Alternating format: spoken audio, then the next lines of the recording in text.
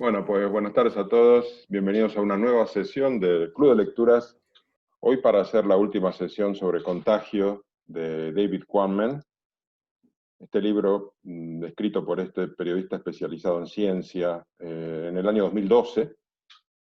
Y hoy vamos a abarcar los últimos 3 capítulos y el apéndice, que es un artículo que Quammen escribió en el New York Times en febrero, creo, de 2020, sobre el COVID-19. Entonces, bueno, el primer capítulo que vamos a ver es el capítulo 7, Huéspedes Celestes, que trata sobre el virus del Nipah.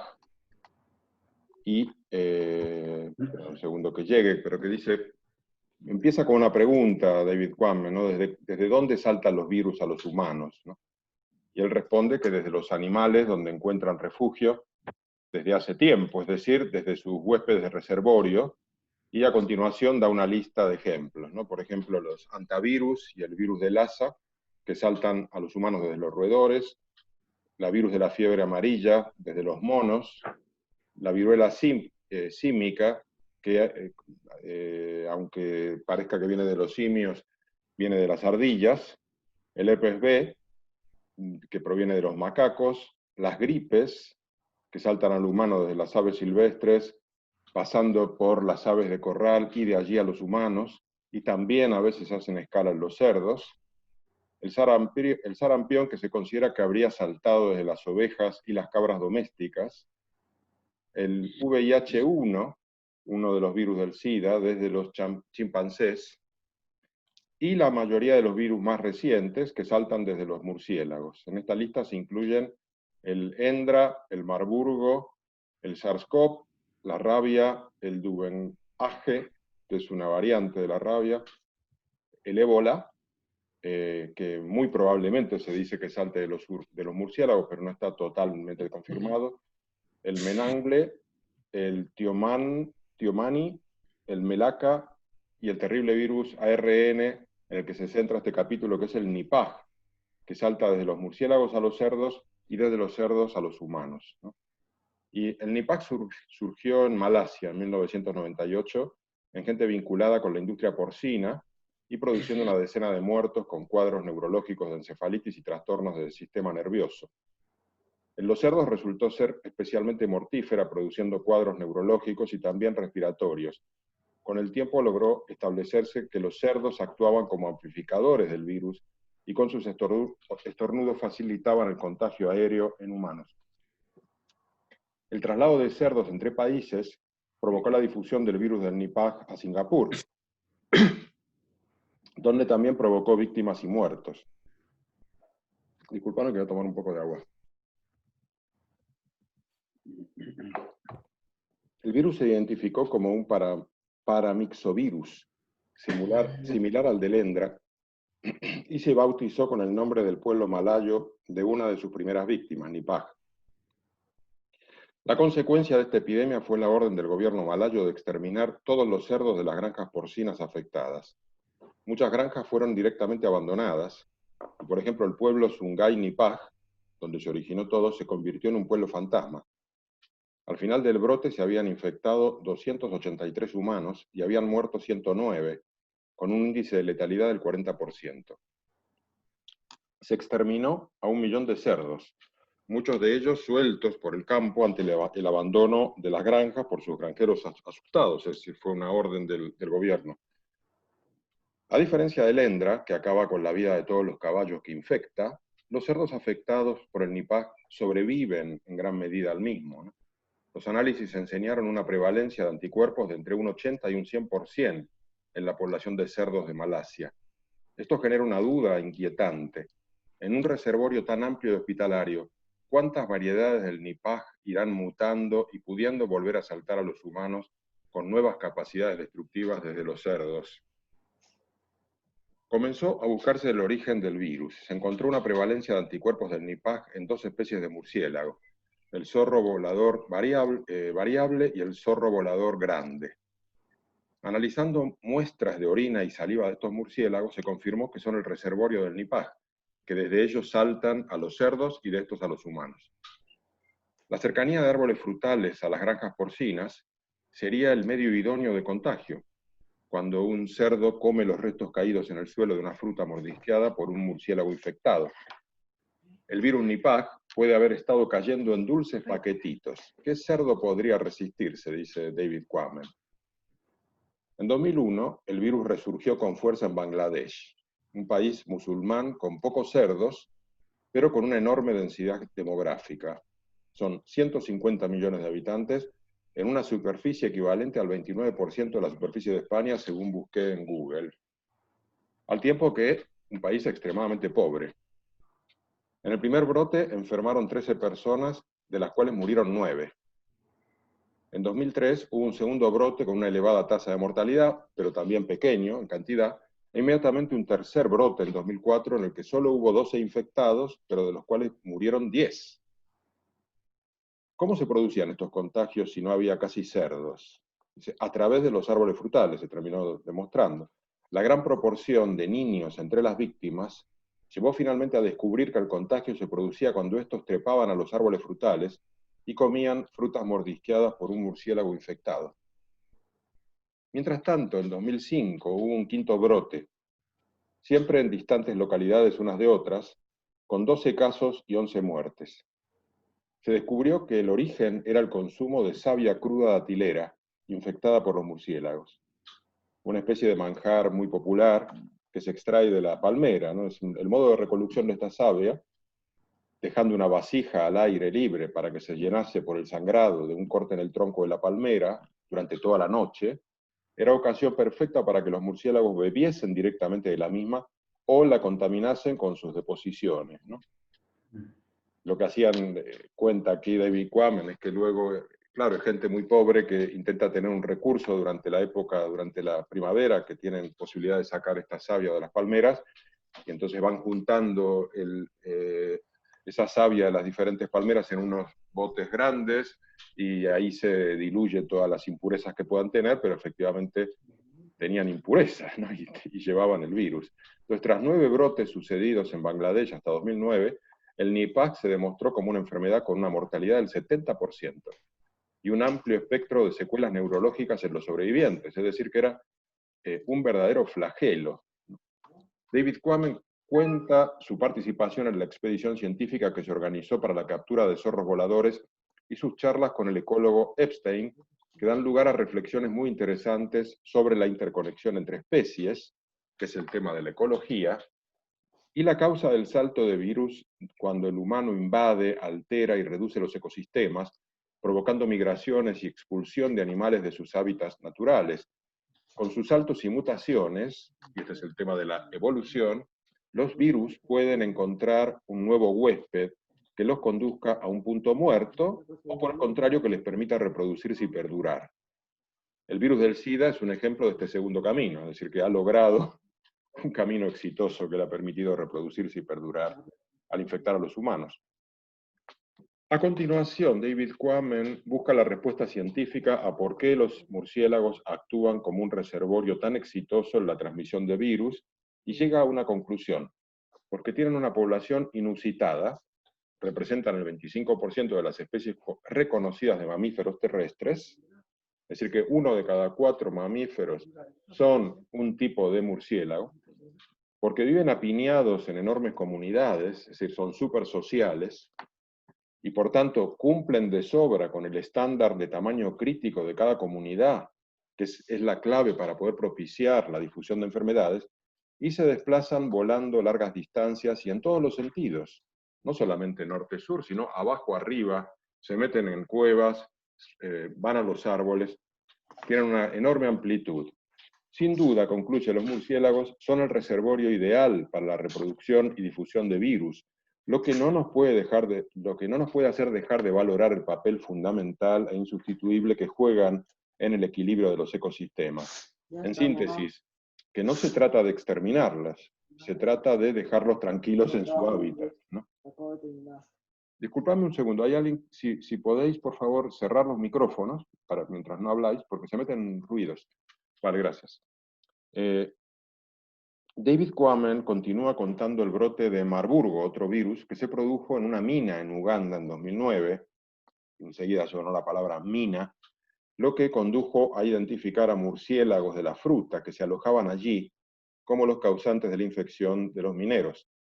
Los científicos colocaron anillas de identificación a muchos ejemplares de estos murciélagos, y tiempo después, una turista holandesa se infectó y murió tras visitar una cueva en Uganda, en otro sitio, la Cueva de la Cobra, que era parte de paquetes turísticos de aventura, y en las investigaciones se descubrió en el suelo de esta cueva, también usada como guarida de murciélagos, una de las anillas de identificación que se habían puesto a murciélagos en la mina del Marburgo, demostrándose la migración de murciélagos entre cuevas a pesar de las distancias. En este caso había 50 kilómetros entre las dos.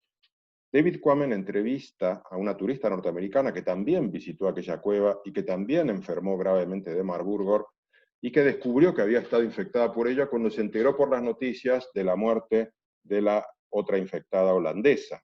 Pero esta segunda víctima, o no víctima, sino infectada, tuvo la suerte de recuperarse, ¿no?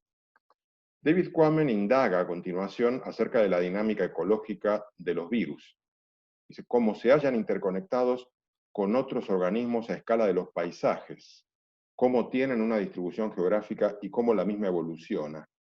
Y para ello cita a la científica australiana Raina Plowright, quien investigó cómo la aparición del ENDRA en humanos se produjo como inicio de una saga de 4 apariciones de 4 clases distintas de virus provenientes de murciélagos en tan solo 4 años. En el 94 el ENDRA, en el 96 el lisavirus del murciélago, en el 97 el menangle y en el 98 el nipah, concluyendo en sus propias palabras que no existen precedentes de la aparición de 4 virus de un género de huésped en un breve periodo de tiempo. Así pues, creemos se ha obrado alguna transformación en la ecología de la especie Pteropus de murciélagos que podría haber precipitado la aparición de la enfermedad. Y Plowright indica que al recortar los grandes corredores ecológicos con el desarrollo humano, con la transformación rural y urbana, las poblaciones de murciélagos se aíslan, desarrollan por tanto más cantidad de individuos susceptibles de ser infectados, y cuando esto ocurre, el proceso de contagio y difusión del virus se produce de un modo súbito e intenso, incrementándose el riesgo de salto del virus a la población humana. Es decir, que mientras los murciélagos logran vivir en amplios territorios, tienen un ritmo de contagio que mantiene el crecimiento de esos contagios a un nivel moderado. Pero cuando se aíslan, no es que se aíslen para siempre y nunca más se contagien, sino que se aíslan por un tiempo, desarrollan muchos individuos sanos, y cuando llega un murciélago infectado, que siempre llega, pues se produce una debacle, una epidemia súper violenta en esa comunidad, y es mucho más probable que en ese momento salten virus de esa comunidad de murciélagos a humanos. Y esa es la hipótesis de Raina Plowright de este incremento de saltos en los 90.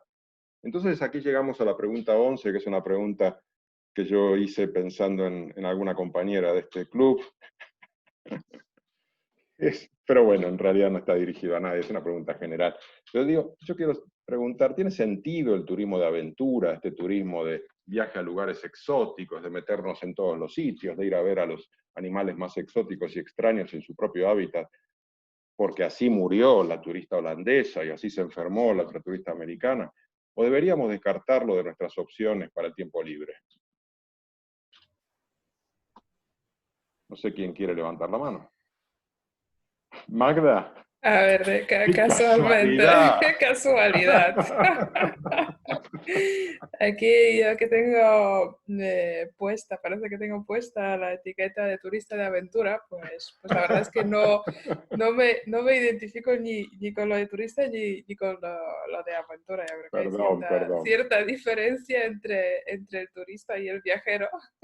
Sí. Viajero puede viajar sin salir de casa. Un libro también es un viaje y yo creo que hay viajes y viajes, ¿no? O sea, el turismo de masas, que es el más destructivo, pues es un modelo que no, yo creo que no encaja. A mí no me encaja, ni tampoco hacer cosas simplemente para vivir una aventura y para un subidón de adrenalina. Pero dicho esto, pues pues sí que por un motivo o por otro me atraen sitios que son considerados exóticos, pero lo hago de otra manera, ¿no?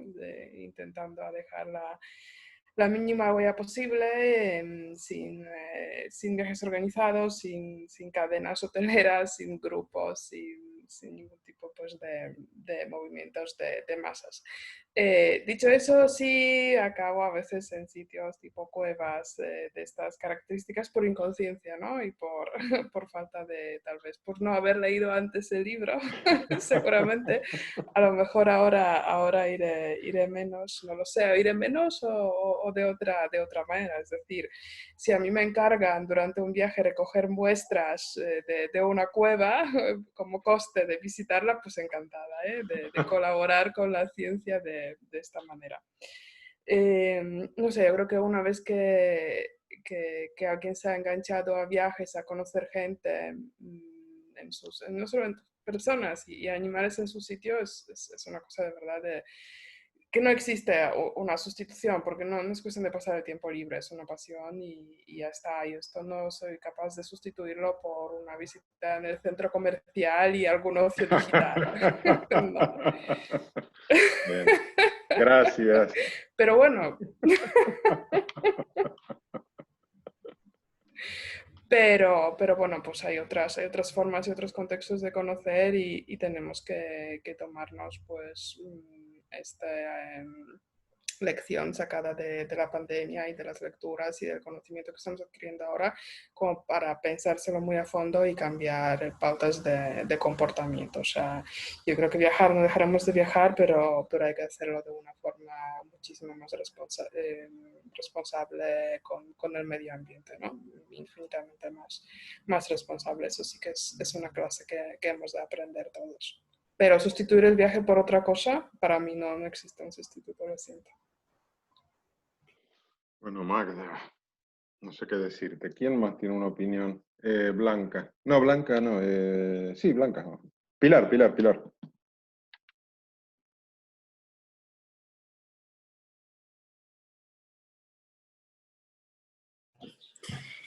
Bueno, en el sentido que dice Magda, creo que no solamente son en los viajes exóticos donde hay que tener bastante cuidado y bastante respeto con el medio ambiente. Aquí en España, sin ir más lejos, pues todo lo que está pasando con los quads, con las bicicletas y con determinados deportes de aventura, creo también que están interfiriendo bastante en el desarrollo de muchos animales. Luego, otra cosa que yo le recordaba esta tarde a Julio, no solamente se altera el medio ambiente de esa manera, también traficando con animales exóticos, legales o ilegales. Yo recuerdo una vez, yo tenía alumnos haciendo prácticas en el hospital veterinario y me encontré con la sorpresa que estaban haciendo una actuación sobre una serpiente china que como vivía en un piso y se movía por el piso no podía mudar su piel y le estaban interviniendo para cambiarle la piel. Yo aquello que en su momento me dejó bastante impresionada, hoy lo recordaba y digo, pero qué espanto, ¿no? Pues esa persona tenía su serpiente como mascota y todos los años pasaba por la cirugía el pobre animal para mudar la camisa. No sé. Es alucinante. Bueno, simplemente apuntillar que Michael Jackson también se quiso cambiar la piel. También. Pero bueno, le iba voluntaria, la serpiente seguro que no, ¿eh? Bueno, yo diría, de lo que ha dicho Pilar sobre los quads, de acuerdo, sobre las bicis, totalmente en contra. Los bicicleteros somos gente, me considero uno de ellos, muy respetuosa y creo que lejos de estropear el campo, contribuimos a estropearlo. Que no. ¿Tú crees que el ser humano en alguna circunstancia contribuye al medio ambiente, entonces? Yo creo que suena como algo utópico, ¿no? Que una especie tan voraz y tan inusitada en número, algo que hablaremos ya al final, en el último capítulo, difícilmente pueda ser un contribuidor del medio ambiente, ¿no? Pero bueno. Bueno, ese tema ahora lo comentaba de una manera así un poco irónica y marginal. Pero yo sí quería, la verdad es que el capítulo este, que acabas tú de resumir, me ha parecido tan inmensamente rico. Bueno, todo el libro, la verdad es que creo que es un libro fantástico. Yo estoy aprendiendo con él un montón de aspectos que tienen que ver con los virus, pero también aspectos que tienen que ver con la humanidad de tanta gente, ¿no? A mí me ha parecido tremenda la capacidad y el auténtico heroísmo de los investigadores. Es decir, gente que se mete en una cueva para ver determinadas características de murciélagos o de otros animales, cobras, por ejemplo, con un riesgo altísimo para su vida. Algunos de ellos han muerto. Bueno, cita en otro capítulo, en el siguiente, la muerte de un investigador, parece que se llamaba Harrison o algo parecido, investigaba el SIDA y acabó pillando malaria y murió. Es decir, esta gente me parece tan valiente y tan desconocida. Yo creo que sin la lectura de este libro pues, nos hubiera pasado desapercibida la aventura en este sentido intensa y valiente de esta gente. Yo quería hacer una mención a este aspecto. No, es verdad, porque yo hago una autocrítica de mi resumen porque no he reflejado las referencias continuas que él hace a científicos muy importantes, porque eran tantos y tan diversos que dije, bueno, mira, este es como una segunda capa de información que voy a pasar de resumirla, porque sería añadir, no sé, duplicar el número de palabras. Pero es verdad que merece un reconocimiento y por otro lado me parece que esa comunidad científica preocupada por estas cuestiones, que está permanentemente anticipando el riesgo de pandemias y demás, evidentemente no fue escuchada, al menos no fue escuchada en Occidente, y eso sí es una cuestión que deberíamos revisar, ¿no? Porque digamos, creo que los grandes dirigentes globales la verdad que no han hecho nada para prepararse ante algo que en esta comunidad sí se tenía claro y sí se estaba planteando, que se están incrementando los altos zoonosis, por ejemplo, estos que se dieron en los 90, de murciélagos a humanos, y con un tipo de virus que mutan mucho y luego con el SARS, con el MERS, con todas estas historias que tuvimos, era evidente que el tema se estaba poniendo mal y se estaba incrementando y no se tomó ninguna medida. Al menos en Occidente. Eso me parece gravísimo, pero no sé si ahora está el ánimo de la opinión pública a cuestionar eso y a plantear una revisión o una crítica o un juicio a nuestros dirigentes, porque estamos más enfocados, o a gran parte de la población enfocada en cuestiones como el daño a la libertad, cuestiones que van por unas tangentes absolutamente diversas que no tienen nada que ver, y no sé si vamos a llegar a ser suficientemente críticos con nuestros representantes ante esto que ha sucedido. No sé, si alguien tiene alguien más que decir a este respecto. Sí, Miguel. Antes levantó la mano Fermín, no sé si quiere comentar algo. Ah, perdón, Fermín, sí, Fermín. Yo apoyo la moción de Magda. Yo creo que podemos seguir haciendo turismo de aventura con cierto sentido común. Tenemos la ventaja de que nos pueden contaminar con un murciélago, pero no nos va a comer un dinosaurio, casi seguro. Entonces, bueno, yo creo que seguiremos haciendo turismo y seguiremos haciendo una vida normal. Evidentemente correremos los riesgos del momento, no correremos los riesgos que corrían nuestros antepasados, pero yo creo que tendremos que encontrar las vías y los mecanismos para prevenirlos o para cuidarnos o para tener un poco más de sentido común y más lógica, pero seguiremos haciendo, para mí, seguiremos haciendo turismo de aventura. Porque si no nos quedaríamos en casa toda la vida y estaríamos en cuarentena permanente, ¿no? Bueno, lo que pasa es que si te remontas a épocas históricas, la verdad que este nivel de viajes y de turismo no existió nunca, salvo, no sé, que le preguntases a Marco Polo. ¿Sí? Una excepción. Digamos, en general la vida era mucho más próxima y limitada en desplazamientos, ¿no? Ahora hemos entrado en una variante en la cual parece que estamos en capacidad de coger un avión y ponernos al otro lado del mundo enseguida, pam, pam, pum, y el que no lo hace es un tonto. El que no lo hace es un tío que no aprovecha su vida para conocer, y yo no estoy seguro de ese modelo, no estoy seguro, porque esos viajes contaminan muchísimo, y ahora vemos que también son disruptivos a otros niveles, fomentan el traslado de virus y de infecciones. No estoy seguro de ese modelo para nada. Ya, lo que pasa es que yo creo que estamos aquí viendo dos puntos totalmente opuestos. Uno es el aislamiento absoluto, la cuarentena absoluta, que es con la cual evidentemente no es imposible contaminarse con ningún vampiro ni con ningún murciélago. Y la otra es la de moverse absolutamente, que estamos llegando quizás a los puntos más extremos. Yo creo que quizás la lógica sea un punto intermedio donde haya una calidad de vida aceptable sin ser demasiado disruptivo, por decirlo de alguna manera. Yo creo que el sentido común debería primar. Es difícil. A mí me asusta cuando los políticos dicen vamos a entrar en una fase donde vamos a contar con que la gente sea sensata. La gente, a mí me sorprende. La sensatez de la gente va con la mascarilla por la calle alejándose de ti, pero cuando llegan y se encuentran en un grupo, en una terraza, están todos juntos hablando y comiendo sin mascarilla. Se pierden los papeles rápidamente. Yo creo que la sociedad actual pierde bastante los papeles y es un poco lo que está pasando. Estamos entre un punto y el otro. Yo creo que quizás el punto medio, el del sentido común, sería el más lógico, sin cortar libertades, a mi modo de entender. Sí. Mira, estoy leyendo que Brisna ha escrito, porque no sé si es que no le funciona el micrófono.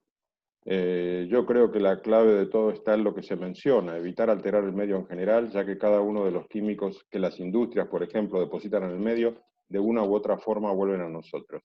Vale, bien, ese es otro gran tema. Si no solamente tenemos las deposiciones de los murciélagos, sino las del ser humano, digamos, ¿no? No sé cuál es más grave, probablemente la del ser humano. Miguel. Pues me ha gustado mucho la aportación de Magda, sobre todo en un énfasis que ha diferenciado de ser turista de masas a ser viajero, ¿no? Me gusta ese concepto, porque a mí me habla de una forma más responsable de viajar y que responde a un espíritu inquieto, ¿no? Del ser humano que creo que es difícil de contener. Claro, pero hay formas y formas de pasar o de estar en hacer este tipo de viajes, y esa manera que ha comentado Magda pues me ha parecido muy interesante, ¿no? De intentar no dejar huella. Y bueno, uno siempre, si tiene cierta responsabilidad y va por ahí, intenta no dejar huella, no dejar basura o intentar no alterar un poco el orden que se ve. Pero claro, es cierto que a nivel de naturaleza o de animales, observación, pues eso fascina y es difícil, entiendo, contenerlo. Lo que sí se puede hacer es regular o ser responsable. También es cierto que, como hablabais, cada vez más población tiene acceso a los viajes y eso dificulta que sea de manera más responsable. Si antes, digamos, Europa, América del Norte, tenía más acceso a viajes, ahora pues China también lo tiene, América del Sur. Es más difícil poner una regulación, un control. Quería comentar, porque me ha sorprendido lo del texto, cuando hablaba de que unos niños subían a los árboles y comían frutas, que habían mordido murciélagos y tal. Es interesante pensar en las maneras que nos pueden parecer inocentes, ¿no? De acercarnos o de comer algo que está en el campo o lo que sea. Yo recuerdo cuando fuimos con los sobrinos, con 3 sobrinos, y pasamos por debajo del túnel que va debajo de la vía del tren. O sea, pasamos por el túnel que va por debajo de la vía del tren, que comentó Jorge que hay murciélagos. Claro, luego me quedo pensando, digo, pues es que, claro, como es un paso un poco estrecho en la acera, les dije, tocar la pared para no perder la orientación y tener un poco una guía, que no hay donde agarrarse. Y cuando volvimos recuerdo que uno de ellos tenía heridas en los dedos, ¿no? Claro, ya empecé a pensar, pero fíjate, pues si hay murciélagos, pues si tal, cual. Es decir, que, bueno, este libro te da un poco los ojos para ser un poco más consciente de, bueno, a lo mejor posible por dónde vas y qué tipo de cosas haces. Y también me llama la atención el tema que habla de los murciélagos como reservorio y los motivos por los cuales lo son. Y me ha hecho pensar si la humanidad no podría ser un nuevo reservorio, porque somos muchísimos, tenemos mucha capacidad de movilidad y, bueno, parece que somos como candidatos también, ¿no? De hecho, esta pandemia, de algún modo, lo comprueba. Y otra cosa que me ha llamado la atención es el hecho de que en estas epidemias que se han leído, los casos estaban controlados, estaban contenidos, quiero decir, 13, 28 o los que fueran, ¿no? Eran casos muy delimitados, que dices, ¿cómo es posible, con lo que cuesta, primero, darse cuenta de que hay una enfermedad nueva, nuevos síntomas? Tienen que ser, imagino que no eran tan contagiosos, ¿no? Si no sería casi imposible contenerlo de la manera que se contuvieron, ¿no? Ujú. Mira, pues Brisna está diciendo que sin duda está de acuerdo contigo en el que somos un reservorio. Y de hecho, por ejemplo, lo somos en relación al virus del SIDA, que ahora cuando pasemos al otro capítulo lo veremos. Es decir, ya, bueno, más que un reservorio, somos unos afectados porque el virus nos sigue afectando. Es decir, no es que nos hayamos habituado a él. Yo no tengo ni la menor duda de que sí, porque además hemos desarrollado la habilidad de viajar como viajan las aves migratorias, cosa que antes no hacíamos, pero en los últimos, no sé, 100 años hemos entrado en este hábito del desplazamiento y ahora estamos en un nivel vertiginoso de desplazamiento por todos estos viajes que hacemos de trabajo y de turismo. Entonces es como una especie de, no solamente una especie invasora, sino con un nivel de movimiento que acelera el ritmo de contagio de un modo brutal y impide que se pueda confinar los saltos o la zoonosis. Es decir, que la zoonosis ahora han logrado saltar a una especie que se está moviendo todo el tiempo a través del globo, y es genial. Los virus están de parabienes, ¿no? Nunca tuvieron una especie tan enloquecida. Bueno, quizás las aves migratorias, pero que nosotros yo creo que nos movemos más que las aves migratorias. Eso es lo que creo. Entonces, hemos montado un sistema de vida que no tiene nada que ver con el sistema natural y ahora estamos preocupados por la zoonosis. Es que, bueno, vamos a tener 500 de estas o más porque estamos intentando contraponer un esquema de vida que es absolutamente antinatural. Hay dos posibilidades. O gana nuestra artificialidad e imponemos la cultura como nueva ley, o gana la naturaleza y nos extinguimos, como veremos que le pasa a las orugas cuando llegamos a un cierto límite. Para mí esa es la enseñanza principal de este libro, que es una especie de llamado a desnudar la soberbia humana y a tomar conciencia de que hemos dejado de ser animales, estamos actuando como si no lo fuésemos, y cuando alguien, un virus, nos recuerda esa condición, nos agarra el ataque de pánico. Pero, ¿quién te mandó a dejar de ser animal? Para mí, esa es la enseñanza de este libro, y a mí me resulta muy impactante y me desarma en miles de argumentos y no sé muy bien qué pensar, pero creo que estamos muy mal orientados y no sé, pero no sé si alguien tiene una opinión a este respecto, pero digamos, me parece que ese es el efecto que ha tenido este libro en mí, fundamentalmente, y me gustaría ver qué opináis de eso, pero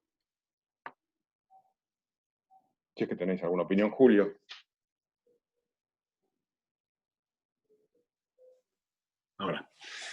Bueno, sí, yo creo que estas cosas que comentas es la clave del libro y de alguna manera lo que nos llevan a pensar cuál será el futuro de la humanidad como especie, dadas las circunstancias, ¿no? Bueno, antes de continuar, lo que comentaba Miguel sobre si el ser humano nos estamos acabando de convertir en un reservorio para determinadas enfermedades, yo creo que no, al menos desde el punto de vista técnico, por lo poco que hemos aprendido en el libro este.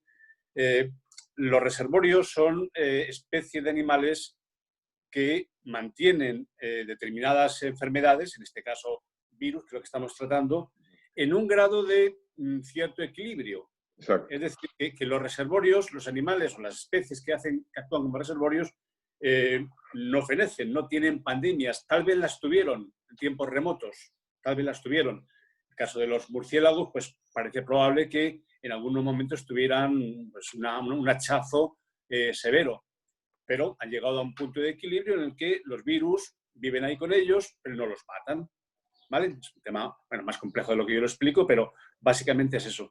Nosotros lo que probablemente estemos siendo es como vectores, es decir, elementos dentro de esta cadena de transmisión que estamos actuando, en el caso del SIDA que citaba Jorge, es obvio, como elementos que actúan como potenciadores de la difusión de estos virus, en este caso con nosotros mismos, es decir, somos vectores dentro de la propia especie. Pero sí, a propósito de esto, yo quería también lanzar una especie de lanza a favor de los murciélagos pobres, que les estamos maltratando, que el libro los pone, bueno, no es tan cruel con ellos, pues tiene también su punto positivo, y yo quería también remarcar un poco esto, porque efectivamente han actuado como elemento contaminante o difusor de todas estas enfermedades, pero no olvidemos que los murciélagos, con el volumen que a mí me ha impresionado y desconocía que formaran 1 de cada 4 de las especies de mamíferos reconocidas, Sí. me ha parecido una cifra brutal. Claro. Pero son imprescindibles. Son imprescindibles. Es decir, ellos tienen una función de polinización extraordinaria. Cazan cantidad de insectos de los que viven, que sin ellos probablemente las cosas serían también muy difíciles en otro orden de cosas. De manera que tienen unas funciones positivas que no son solamente la de estar ahí almacenando virus con los que nos vamos a matar de vez en cuando. Y en relación con lo que comentaba también Jorge en este sentido, si no les hubiéramos destruido su hábitat natural, probablemente no estaríamos hablando de pandemias en este momento. Y es haciendo alusión a una frase muy interesante que dice también en el libro, el virus no ha venido hacia nosotros, hemos ido nosotros hacia él. Que es un poco el fondo del contexto de las explicaciones que dabais tanto Miguel como Jorge. Estoy de acuerdo. Es que es como estar en guerra con la naturaleza. Lucila.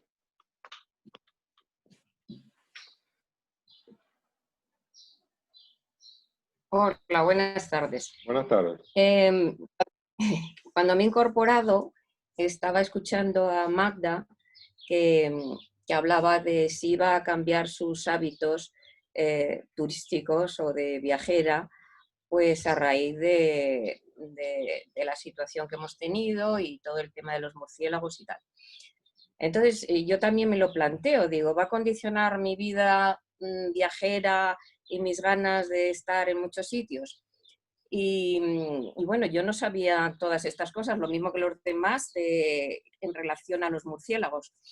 Y yo recuerdo que yo pasé 3 meses en Namibia y una noche en Etosha Pan, que es uno de los grandes parques naturales de allí, que está llenísimo de animales y tal, pues nos fuimos a dormir, diluviaba, nos fuimos a dormir a un bungalow de estos típicos de África, ¿no? Y cuando nos íbamos a meter en la cama, algo empezó a revolotear por toda la habitación. Ya, el otro día os comentaba mi fobia a las aves. Entonces me empecé a poner toda nerviosa porque me creí que era un pájaro. Y yo dije, Dios mío. Y no, era un murciélago. Entonces yo me puse ya de los nervios completamente. Y mi hermana, que ha vivido en África toda su vida, dice, bueno, deja de hacer el tonto, es un murciélago y está dentro. Pues, ¿qué pasa? Y no sabía nada de esto que sé ahora de los murciélagos, claro. Fuera jarreaba como jarrea en África a lo bestia. Yo me quería ir. Y entonces mi hermana me dijo, pues sale, ahí tienes la puerta, salte y vete. Y bueno, era imposible. Tuve que dormir con el murciélago. Entonces es una experiencia que me marcó profundamente y no sabía lo que sé ahora de los murciélagos. Sí. Entonces nos echamos todas las gasas que se ponen en las camas allí, le até todas las cosas y no era capaz de dormir porque yo miraba para arriba y veía al murciélago ahí colgaico, ¿no? Y tuve que tomarme 2 orfidales para dormirme. Esa fue mi experiencia de murciélagos. Si iba a saber lo que sé ahora de los murciélagos, pues bueno, no sé lo que hubiera sido. Imagino que hubiera estado mojándome fuera. Pero yo me planteo, y después de todo esto y de lo que sé de los murciélagos, ¿voy a volver a Namibia? Mi respuesta es sí. Sí, volveré seguro. Entonces, creo que me ha condicionado, pero bueno, ya sabemos más cosas, iremos como con más cuidado si es viable, pero creo que si tuviera la oportunidad, sí, lo volvería a hacer. Entonces me ha condicionado relativamente. Y como yo, pues pienso que, imagino que habrá mucha gente con más, a lo mejor con más, yo iba muy precavida, pero sí, yo no como nada raro, ni me meto en sitios que no debo, ni nada de eso, pero creo que sí seguiré disfrutando de ese tipo de vacaciones. Bueno, pues a ver, Magda. Bueno, pues yo sí que también dormí en diferentes ocasiones en las cuevas con murciélagos. Sí, sí, sí. O sea, no tengo excesivo miedo a los murciélagos, ni lo tenía antes, ni lo tengo ahora. O sea, los murciélagos como especie. Es más, una de las pernoctaciones en la cueva con murciélagos era como una salvación, porque nos están comiendo vivos las sanguijuelas en la selva. Entonces, cuando entramos en la cueva era el único sitio que no había sanguijuelas, no se metían por todas partes las sanguijuelas, había murciélagos y estoy encantada con los murciélagos porque la verdad es que molestaban muy poco. Y yo creo que, pues lo que decías tú, Lucila, que hay que reflexionar, hay que tomar precauciones y que sobre todo ser respetuoso con el medio ambiente. O sea, si a mí me echaría algo para atrás en algún viaje, no es miedo a los murciélagos, ni a otros animales que pueden ser portadores o reservorios, regresaría a los sitios donde he ido, sino pues lo que me causaría tal vez un remordimiento o mala conciencia es la huella que siempre dejamos, ¿no? Por más que intentamos ser respetuosos, por más que intentamos no ser disruptivos, y siempre lo somos viajando.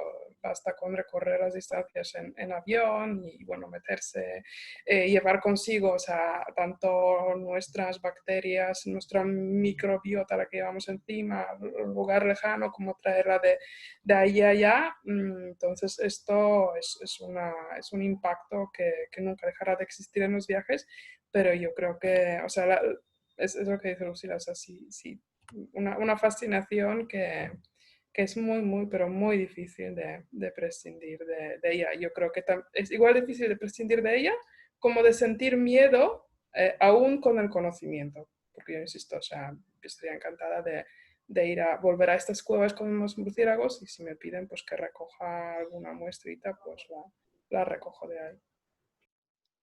Yo creo que la gran cuestión... Ah, bueno, Lucila, querías decir algo, ¿no? No, que digo que yo a cuevas con murciélagos desde luego no pienso volver vamos, no he ido nunca, pero no. O sea que hay cosas que no voy a hacer. Eso está claro, ni me encantan ciertos sitios y tal, pero otras, pues sí, no me va a condicionar, imagino que sí. Perdona, Jorge. Sí, Pilar.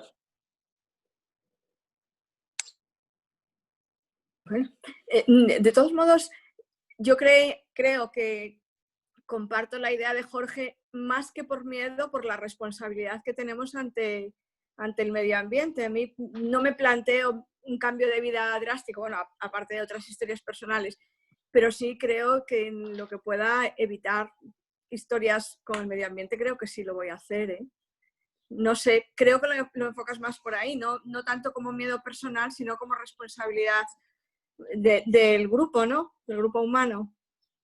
Exactamente, porque digamos, hay como dos cuestiones. Yo creo que en el último capítulo vamos a hablar de eso, pero por un lado está el número que somos. Somos una especie que está teniendo un crecimiento inusitado, lo cual no es normal. Y normalmente cuando eso sucede en la naturaleza, hay un episodio de terminación de ese crecimiento, pero en nuestro caso no sucede porque tenemos medios para combatir las enfermedades y demás, y por ahora estamos sobreviviendo. Pero por otro lado también hemos creado mecanismos de difusión y de contagio en base a estos megaviajes que hacemos de negocios y turismo y de transporte de mercancías y de todo, que es absolutamente antinatural. Nos hemos convertido en una megacomunidad de murciélagos globales y encima súper veloces, y sostener eso lo veo como súper difícil. Es una especie de especie en guerra contra la naturaleza. Entonces, al final, yo le voy a dar la razón a Harari cuando en Homo Deus está hablando que uno de los objetivos del ser humano en el siglo XXI es convertirse en una suerte de superhombres, de seres humanos 2.0, modificados genéticamente y mejorados por la medicina y las drogas, que logren curar todas las enfermedades, que nos hagan inmortales, y yo añadiría, y que derrote por completo a la naturaleza de la que provino. Ese podría ser un escenario. Otro escenario podría ser, oye, nos hemos pasado 50 pueblos, ¿cómo empezamos a desandar camino y volver a encontrar un punto de mayor equilibrio con la naturaleza? Por empezar, habría que reducir la población global y reducir esos movimientos indiscriminados que hemos montado.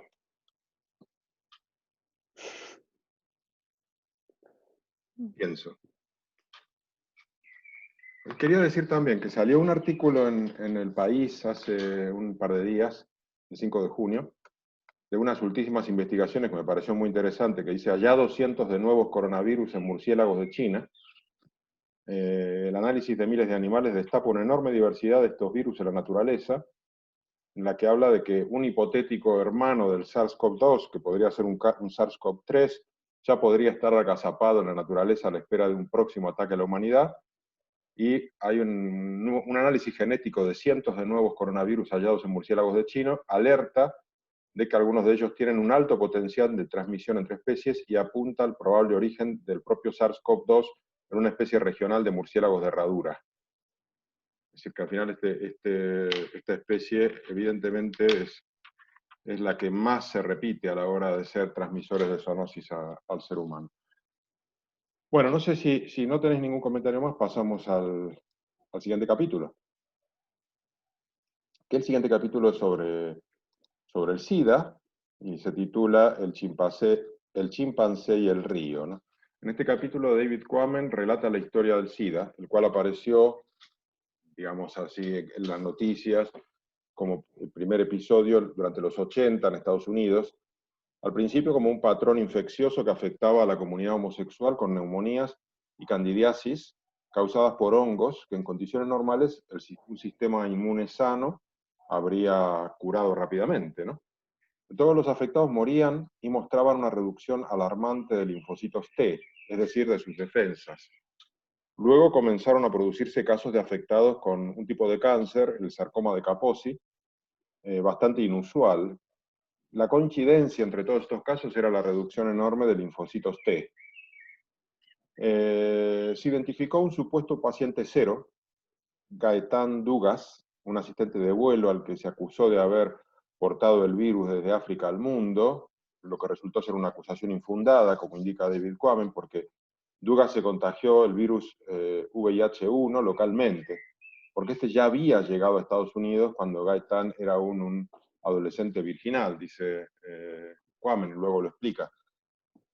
Narra las investigaciones que han conducido a identificar el origen del virus del SIDA, que significa síndrome de inmunodeficiencia adquirida, en los chimpancés del centro de África, con una fecha de salto a los humanos que se sitúa a principios del siglo XX. A este respecto, David Quammen explica la teoría del cazador, que es la más defendida para explicar el origen, en la cual este cazador se infecta con la sangre de un chimpancé muerto y la traslada a su comunidad o a una comunidad mayor. En concreto, en su reconstrucción de los hechos, esa ciudad sería la ciudad de Leopoldville, que estaba frente a Brazzaville. Dicha ciudad, bastante poblada para la época, actuó como un entorno adecuado para la replicación del virus. Él habla de cómo en esa ciudad había unas costumbres más relajadas, había una gran presencia de hombres solteros y muchísima cantidad de mujeres que se prostituían, que las traían del interior del Congo. Y dice que, bueno, el virus del SIDA luego se descubrió que era un retrovirus, que es una clase de virus a la que Quammen define como bestias diabólicas, porque tienen un sistema de reproducción inverso al del resto de virus.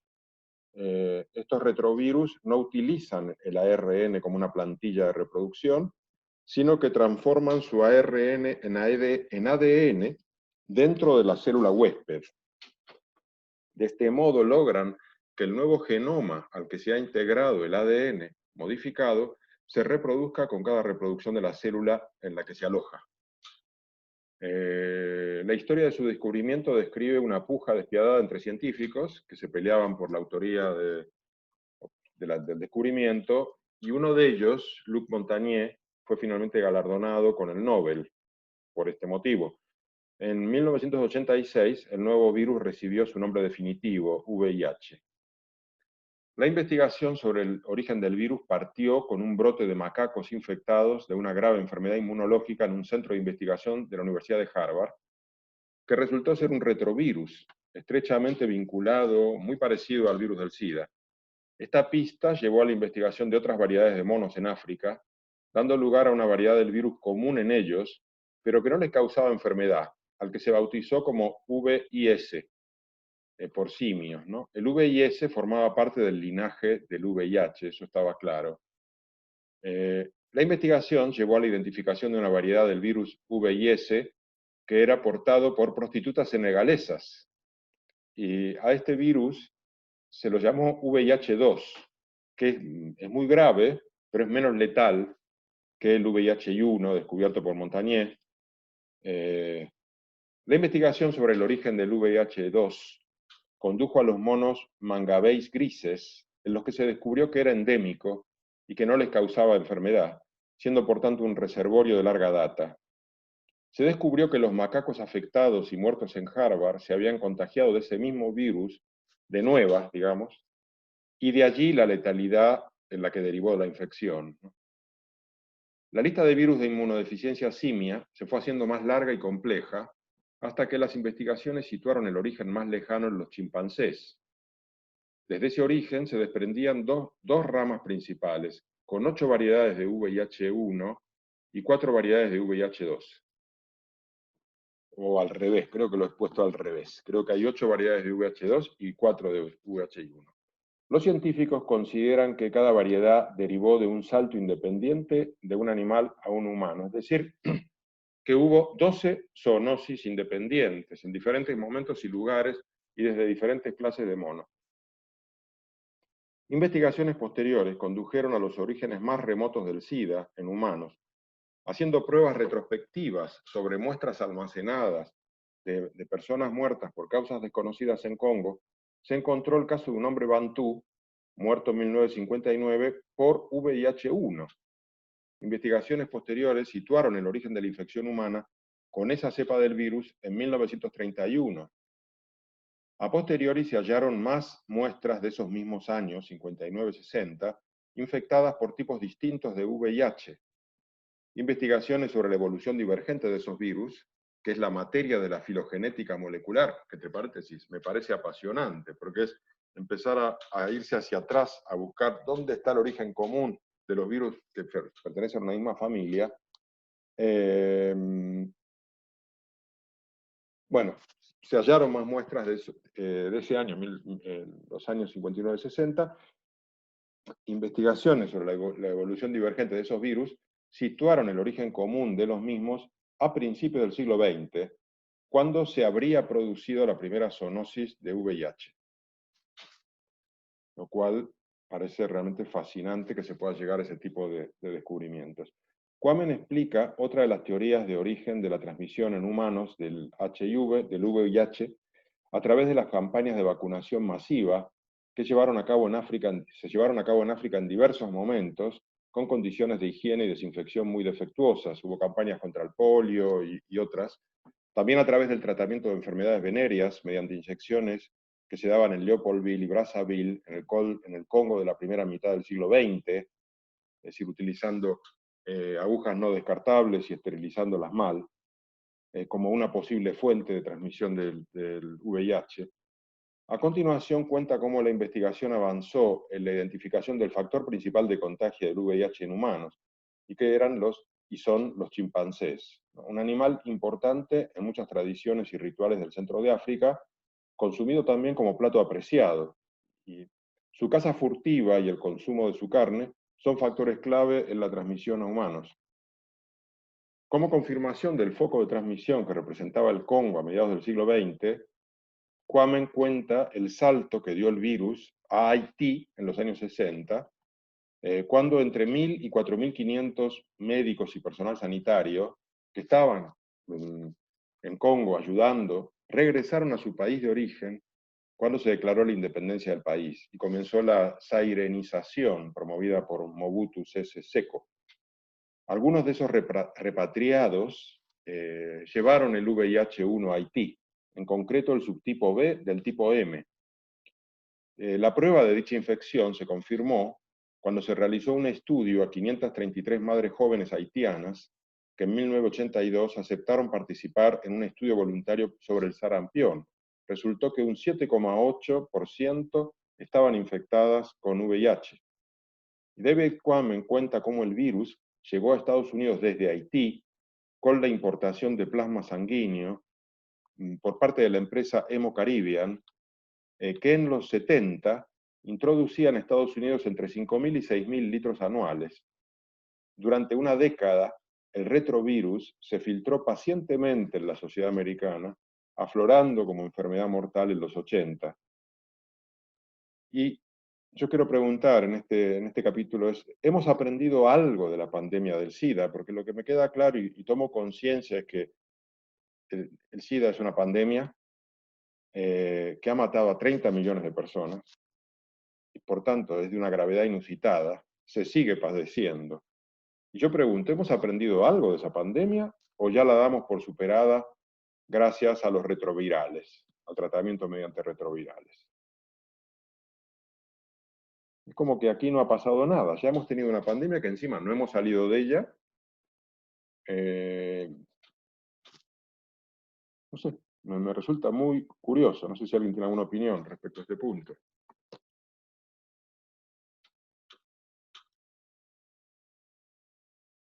Lucila. Pues yo creo que se ha dejado de hablar del tema en los medios de comunicación y se ha ido diluyendo. Yo creo que la sociedad pues se ha olvidado un poco del tema SIDA, no está tan presente, fue tan importante en la década de los 80 que estábamos todos aterrados con el tema, pero ahora realmente no se habla prácticamente de ello y de las cosas que no se hablan parece que no existe. Estoy de acuerdo. Julio.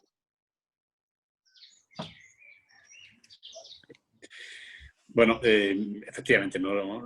Lucila tiene toda la razón y no se habla porque bueno, la actualidad en Occidente pues, se va imponiendo con noticias que se sobreponen unas a otras y el SIDA hace tiempo que dejó de ser una noticia de primera plana, esencialmente porque en Occidente hay soluciones no vacunas, pero sí se ha llegado a convertir en una enfermedad crónica y aceptada, aunque es verdad que en África sigue siendo tremendamente letal. Pero bueno, África no es noticia, como no lo es para tantísimas cosas. Entonces, en ese sentido, pues ya está, pasó la fiebre, pasó la premura de los primeros años, se han tomado algunas medidas, se ha difundido el uso del preservativo y otras medidas profilácticas, se ha mejorado la higiene y las condiciones en los hospitales y en los centros de salud para las inyecciones, que era una fuente importante y terrible. Yo estoy recordando ahora, por ejemplo, la muerte de mucha gente en Francia, no sé si recordáis, por una sangre infectada que se llevó por delante, entre otros, a Julio Cortázar. De manera que todo aquello pues, ocurrió en los años 80, en donde pues, todas estas cosas fueron noticias dramáticas, pero ya han pasado. Ahora ya yo creo que es cierto lo que dice Jorge, que ha dejado de ser una noticia importante para nosotros. Y sin embargo, yo creo que si hubiéramos sido capaces de aprender algunas lecciones de esta enfermedad, como por ejemplo que 30 años después sigamos sin vacuna, pues a lo mejor nos serviría para encauzar de una manera un poco más sensata la situación actual. La perspectiva de que dentro de unos meses va a haber una vacuna, pues puede ser que sí o puede ser que no. Y eso pues tiene unas implicaciones pues, muy profundas en nuestro día a día, en nuestro 2020. Mira, yo estaba mirando, buscando recetas, perdona Magda, estaba buscando en Google en los últimos datos que hay de la OMS y de ONU-SIDA, indican que a finales de 2016 había en el mundo unos 36,7 millones de personas infectadas por VIH. Ese mismo año contrajeron la infección 1.800.000 personas y murió 1 millón de personas relacionadas con el VIH. Es decir, que es una pandemia que sigue matando en ese año 3 veces lo que ha matado el COVID-19. Es decir, que es bastante más grave y la tenemos viva, sigue. Y además, esos 36,7 millones de personas, puede ser que los retrovirales, sin duda, controlen la enfermedad en gran parte de ellos, pero los condenan a una vida bastante más limitada, porque es una vida llena de precauciones, que te produce una distancia social por fuerza, en la que no tienes la misma naturalidad para relacionarte, y son vidas que están marcadas de por vida. Entonces, me resulta curioso que esa pandemia, que la seguimos padeciendo, es como, bueno, que ya está, no es un tema. Ahora estamos concentrados en el nuevo tema, pero que produce bastante menos daño que el SIDA. Magda. Yo un poco para decir que creo que si algo no es noticia del diario y no se habla de forma recurrente, no quiere decir que no haya ningún avance, ¿no? Creo que en la comunidad científica sigue trabajando bastante el tema del SIDA, aunque no salga tanto en los medios de comunicación masivos. Los antirretrovirales son cada vez mejores. La última vez que SIDA fue así como gran noticia es cuando se cayó el avión, justamente con muchos científicos que iban a bordo a un congreso sobre SIDA, ¿no? Y ahí se habló de que se perdió mucho conocimiento porque iban a un congreso en Australia, me parece, y han muerto, pues, bastantes de las grandes autoridades de investigación del tema. Yo creo que una serie de hábitos de protección, ¿no? Y de salud sexual y reproductiva la hemos internalizado, no de forma suficiente como para protegernos, por lo tanto debemos estar tranquilos y no tenemos que tener el sentimiento que hemos hecho bien los deberes, pero sí se ha avanzado, sobre todo en el accidente, pero en África mismo también. Antes salud reproductiva, o sea, no existía prácticamente, y con el tema de SIDA pues han habido muchas campañas con mayor o menor éxito, pero que sí que han prosperado. O sea, que no podemos decir que se nos ha olvidado, porque yo creo que el tema existe. Y lo que tú decías, Jorge, de estigmatización o la distancia social o la vida que no es normal, yo creo que en ese sentido también se ha avanzado, al menos un poco, porque antes teníamos un ostracismo total. Si se abría algún centro de tratamiento para las personas enfermas de SIDA, pues los vecinos no querían, la gente lo rechazaba, eran como, bueno, pues un rechazo terrible para esas personas, y ahora socialmente son un poquito más aceptados, ¿no? Me da la sensación, al menos no es noticia de que si se abre algún centro de tratamiento la vecindad lo rechaza. Por lo tanto, pues creo que hay otro lado también, que no hemos de caer en un pesimismo tan extremo. No hay vacuna, pero yo creo que seguimos avanzando y que pues simplemente nosotros tal vez no tenemos suficiente conocimiento, pero yo creo que la comunidad científica lo sigue trabajando el tema. Vale, pero imagínate que fuésemos más jóvenes, siguiésemos en esa etapa de buscar, de ligar y buscar parejas, y de repente conoces a alguien, te enganchas, te encanta y te dice, no, es que soy HIV positivo. ¿Lo trataríamos con naturalidad?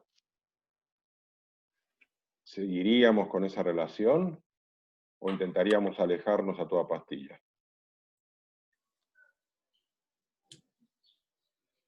Yo creo que no sería natural y creo que lamentablemente intentaríamos alejarnos.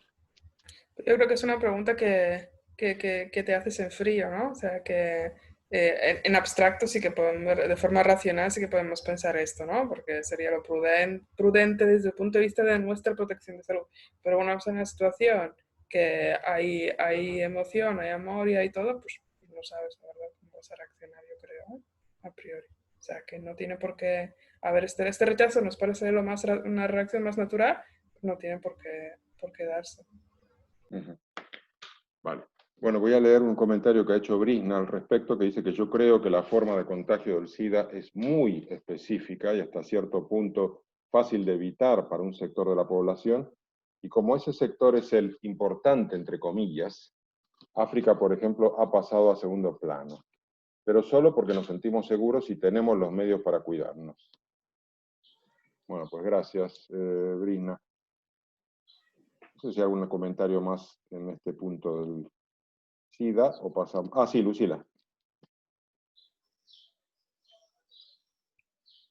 A ver, yo creo que es muy diferente la forma de contagio del SIDA, lógicamente.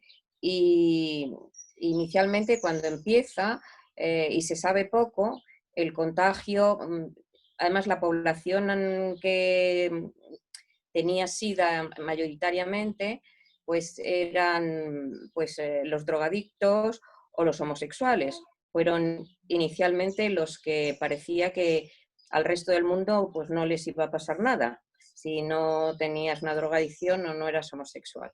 Después se vio que también los heterosexuales, pero las vías de contagio estaban como muy claras y yo creo que sí que se hicieron una buena política de prevención y de información y ahí ha habido pues ahora una evolución, ¿no? Y me parece muy buena pregunta la que has hecho, Jorge, porque si te lo planteas en frío, como diría Magda, pues yo creo que está complicado. El rechazo yo creo que es lógico. Pero lo que a mí me preocupa es que ahora mismo yo creo que están bajando mucho la guardia la gente joven en sus relaciones sexuales. Absolutamente. Y esta es la vía de contagio, está claro.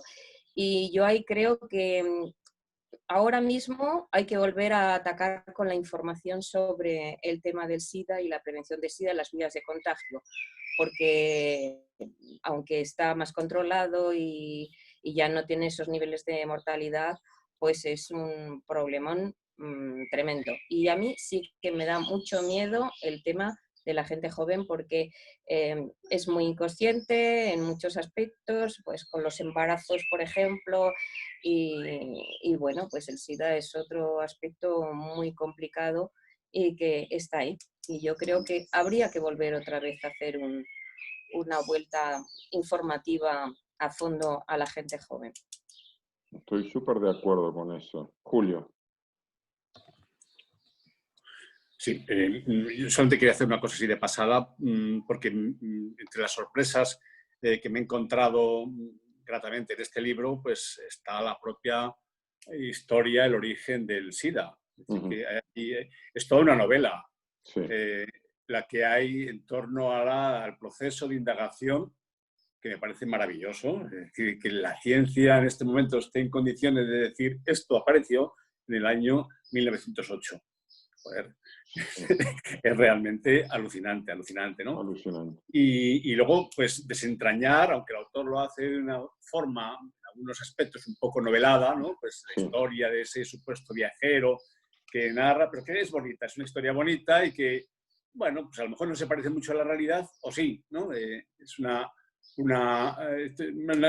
forma muy, muy bonita de describir cuáles fueron los orígenes. Pero sí es verdad, y esto es lo importante, que desde principios del siglo, es decir, hace un siglo, un poco más, esta enfermedad ha estado ahí de una manera lenta, extendiéndose, sin dar mucho la cara, con de vez en cuando víctimas mortales, pero bueno, entre los ambientes de prostitución, en lo que ahora es Kinshasa, entre los ambientes de, bueno, pues también un poco lo que comentabas antes de inyecciones de prevención de enfermedades venéreas o de la polio, etcétera, cómo se fue transmitiendo, cómo llegó después, curiosamente, a América vía Haití, curiosamente, el país más miserable en este momento, más miserable, yo no sé si estará el último en la cola del mundo o casi, que fue en aquella época capaz de exportar varios miles de médicos, de personal técnico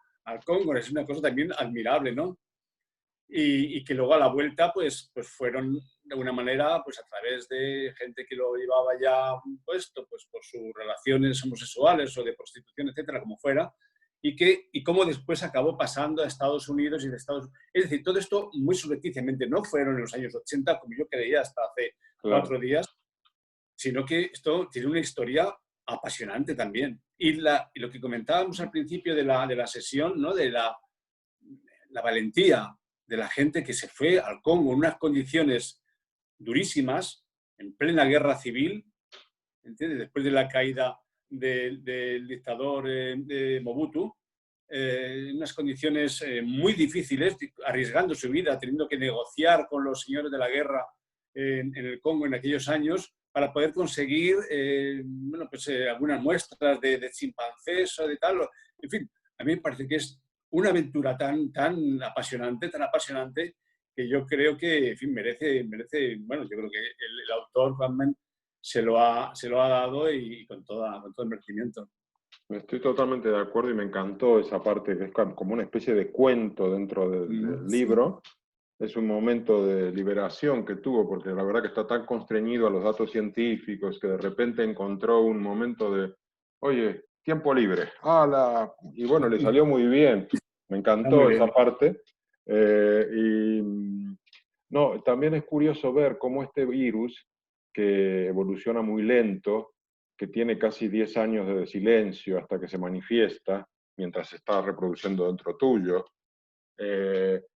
cómo al comenzar su infección en países muy poco desarrollados y muy pobres, pasaba desapercibido porque la gente moría joven por otras causas y muchas veces ni llegaba a desarrollarse la inmunodeficiencia, morían por otra cuestión, pero digamos países muy poblados, muy pobres, y en ese contexto este virus silencioso y retardado en el tiempo de desarrollo se fue difundiendo, hasta que después de casi 80 años o 70 años llega al primer mundo, y en el primer mundo los afectados, claro, van a buenos médicos y inmediatamente se hacen análisis, y ese es el momento en el que es detectado, pero durante los 70 años anteriores no se detectó, ni se identificó como una enfermedad específica, o si se lo hizo, no se llegó a ningún tipo de conclusión.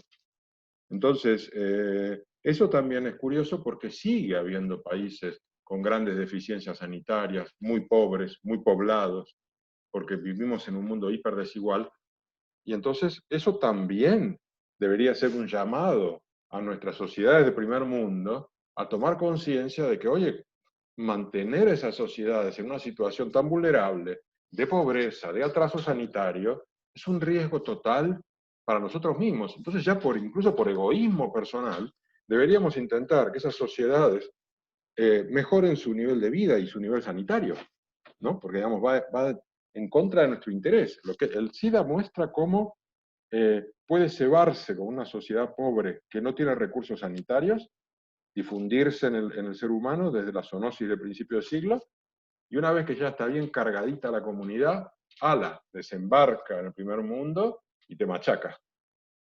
Bueno, pues eso para mí es un ejemplo, ¿no? Y sigue estando, porque el hecho de que en 2016 hayan muerto esta cantidad que leí recién, pues es que me parece de 1 millón de personas, una burrada. Es decir, ahora mismo el COVID-19 ha matado 380.000. No sé si llegará a 1 millón. No sé. Pero bueno, en fin. En España hay 4.000 nuevos casos diagnosticados cada año, ¿eh? Uh-huh. O sea que no es una cifra menor, me parece a mí, vamos. No. Y además me parece que hay un relajamiento de las costumbres. Hay una especie de sensación de que ya no hay riesgo. Y creo que las nuevas generaciones, no sé hasta qué punto están muy concienciadas de este riesgo. Es que también se asociaba mucho al consumo de heroína por vía endovenosa. Entonces, como eso ha desaparecido, los jóvenes, yo no me pincho, pues eso ya no me pasa. Uh-huh. Pues nada, si os parece, vamos a pasar al último capítulo, que se llama Todo Depende. y que viene a tratar sobre esta idea del Homo sapiens como plaga. Confieso que este tema me encanta. Pero bueno, me lo ha hecho ver Quammen, ¿eh? Bueno, en este capítulo, David Quammen cuenta la historia de las plagas recurrentes de orugas de tienda en su ciudad, en Montana, que surgen repentinamente cada cierta cantidad de años, creo que habla de 5 años, arrasan con las hojas de los árboles, y así como aparecieron, desaparecen, ¿no? El proceso se da solo en un 2% de mariposas y polillas, y en términos ecológicos es conocido como proliferación anormal, lo cual se define como el incremento explosivo de la abundancia de una especie en particular que tendría lugar en un periodo de tiempo relativamente corto, según un artículo escrito por el especialista Alan Berryman, al que cita David Quammen. Y este Berryman dice, desde esa misma perspectiva, la plaga más importante del planeta Tierra sería la representada por la especie Homo sapiens. Y Quammen le da la razón, explicando que cuando Berryman escribió estas palabras en 1987, la población humana global era de 5.000 millones de personas y se había multiplicado ya por 333 veces desde la invención de la agricultura, por un factor de 14 desde la peste negra y por un factor de 5 desde el nacimiento de Charles Darwin.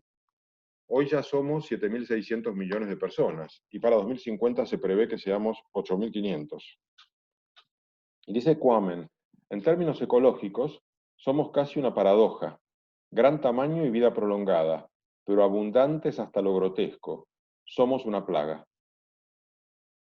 En las plagas de orugas, los lepirópteros forestales, el factor de detención, el que detiene el proceso de ese crecimiento abrupto, es un virus. Es en este caso el virus de la poliedrosis nuclear, que acaba con ellas de un modo drástico cuando su población se dispara en los picos de proliferación. David Quammen trae a colación el virus de la gripe, los influenzavirus, que tienen origen en las aves silvestres que migran por todo el mundo y se han demostrado como una pandemia global en humanos de altísimo riesgo dado su índice de mutaciones constantes. Es posible, dice Quammen, que la futura gran pandemia sea una variante de la gripe. De hecho, la gripe española, esta que mató a 500 millones de personas en un par de años durante la Primera Guerra, fue una epidemia tremenda que acabó con la vida de millones de personas en un par de años y que en 2005 se logró identificar como una variante del virus H1N1, que es el de la gripe porcina. A continuación, David Quammen describe la irrupción reciente de la gripe aviar en Asia, provocada por el virus H5N1, y que saltó a los humanos desde las aves de corral en los mercados de venta, y en especial de los patos. Y David Quammen reproduce las palabras del experto epidemiólogo Robert Wester a este respecto, que dice, mientras el H5N1 esté campando por el mundo, hay una posibilidad para el desastre, porque este virus sigue mutando en las aves de corral, nosotros seguimos interactuando con las aves de corral y en cualquier momento volverá a saltar. Respecto a la posibilidad de una próxima gran pandemia, Quammen recoge la respuesta científica, quizás, y acuerdan que el tipo de virus más probable para la misma será uno del tipo ARN. Nadie duda que el origen será zoonótico. Somos los humanos, con nuestro accionar y modo de vida, concluye David Quammen, quienes estamos incrementando las posibilidades de zoonosis que afecten gravemente a nuestra especie. Yo quería leer una parte final del libro, a ver si la encuentro, que me parece muy clara respecto a la idea que quiere transmitir Quammen.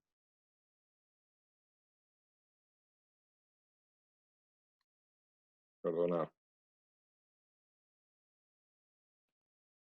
Que dice, los expertos ya nos han alertado de dichos factores y resulta bastante fácil hacer una lista. La población ha aumentado hasta el nivel de los 7.000 millones y más allá, ya que vamos cómodamente hacia los 9.000 millones, hasta que la curva de crecimiento llegue a un probable momento de allanamiento.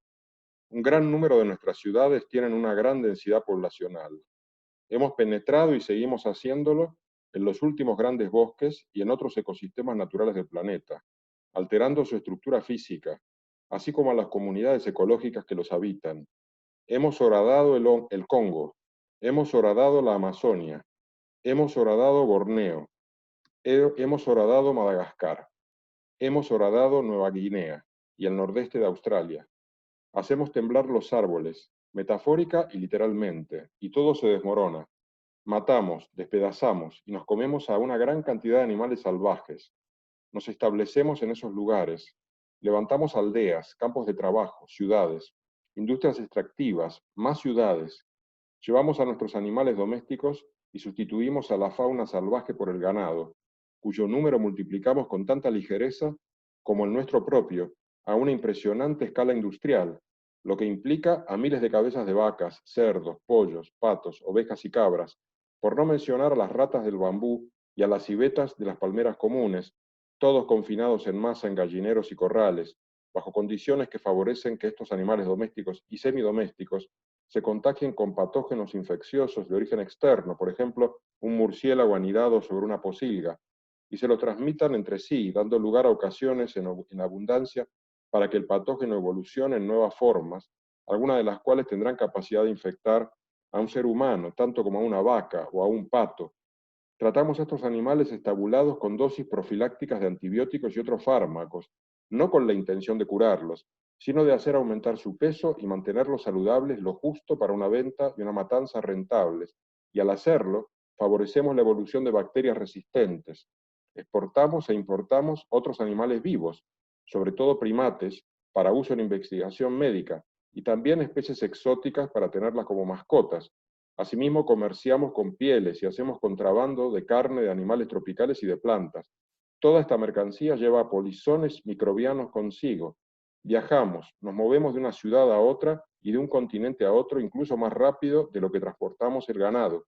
Nos quedamos en hoteles en los que otra gente a la que no conocemos estornuda y vomita.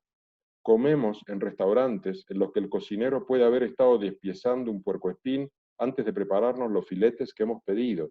Visitamos templos de monos en Asia, mercados de animales vivos en India, aldeas pintorescas en Sudamérica, sitios arqueológicos cubiertos de polvo en Nuevo México, ciudades ganaderas en Países Bajos, cuevas de murciélagos en el este de África, hipódromos en Australia, donde respiramos el aire, alimentamos a los animales, lo tocamos todo y nos damos un apretón de manos con los amistosos lugareños, y después de todo eso, nos subimos al avión y volvemos a casa.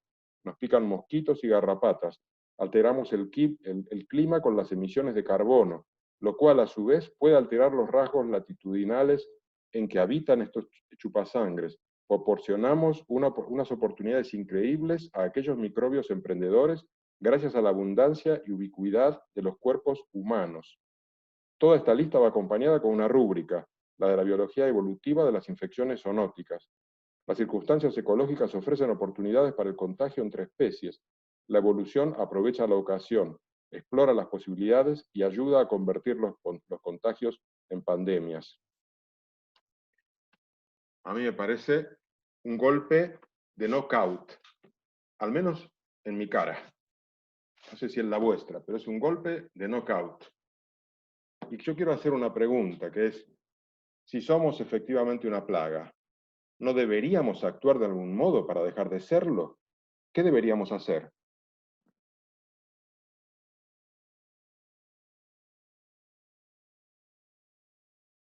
Pedir perdón, por ejemplo, decir, no volverá a ocurrir. Lucila, creo que pediste la palabra. Lo primero nos tendríamos que poner de acuerdo de que somos una plaga y eso es una utopía total y absoluta. O sea que yo lo veo muy complicado. O sea, no nos ponemos de acuerdo en otras cosas tan evidentes como, pues, como el cambio climático y como todas esas cosas que bueno, yo no soy optimista en este sentido, sí. Y lo que acabas de leer es devastador, fulminante, es tremendo, pero es una verdad enorme. Claro. Estoy de acuerdo. Me interesa la opinión de todos. Por favor, animaros. Esta es la pregunta clave del libro. Julio.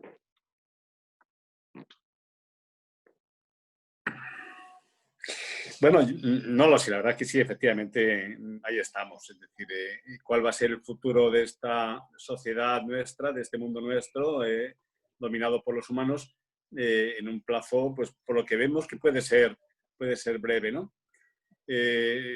Bueno, a finales del siglo XVIII, Malthus hablaba desde otra perspectiva, desde otros arranques, de la necesidad de controlar el número de personas que estamos aquí dentro. Él decía que por razones puramente económicas, que el crecimiento de la sociedad, de la humanidad, era a un ritmo exponencial respecto al incremento de los alimentos. No ese es el problema que tenemos ahora.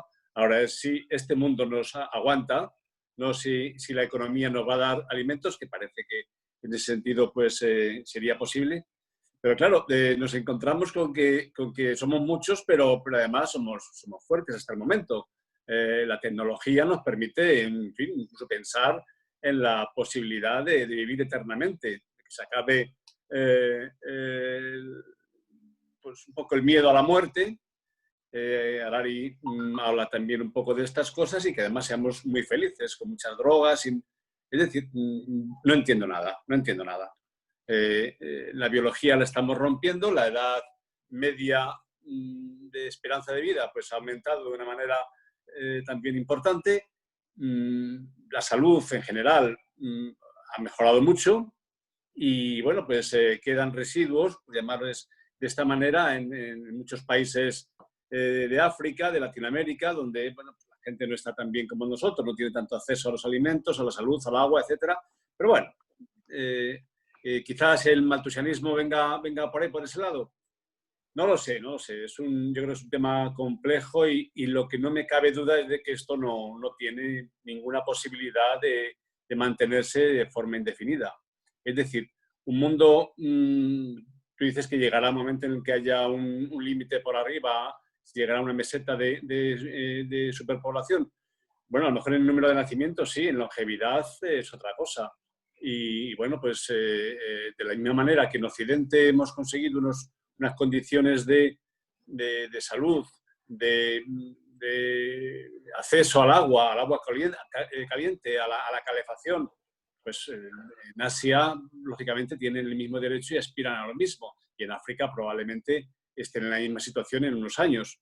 Entonces, no lo sé. Yo creo que hay muchos rotos, muchas costuras en este traje y yo creo que una pandemia es posible que nos ocurra. O tal vez, lo que sea más obvio, una rotura por razones climatológicas. Yo creo que esa puede ser un poco la brecha en la que nos veamos, o si no nuestra generación, desde luego la siguiente.